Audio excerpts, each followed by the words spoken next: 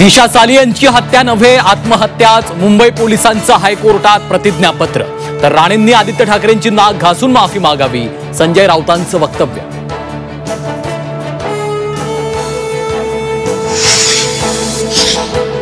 Picture अभी बाकी है, दिशा सालियन प्रकरणावरून नितेश राणेंचं सूचक विधान।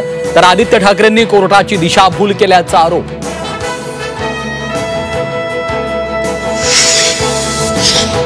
सरकारी कर्मचाऱ्यांना लाडकी बहीण योजनेचा लाभ बंद। 2289 सरकारी कर्मचाऱ्यांनी घेतला योजनेचा लाभ। महिला व बालविकास मंत्री आदिती तटकरेंची माहिती। राज्यात 1,82,443 कुपोषित बालक। सरकारच्या अहवालातनं धक्कादायक आकडेवारी समोर। मुंबई उपनगरामध्ये सर्वाधिक कुपोषित बालकांची संख्या।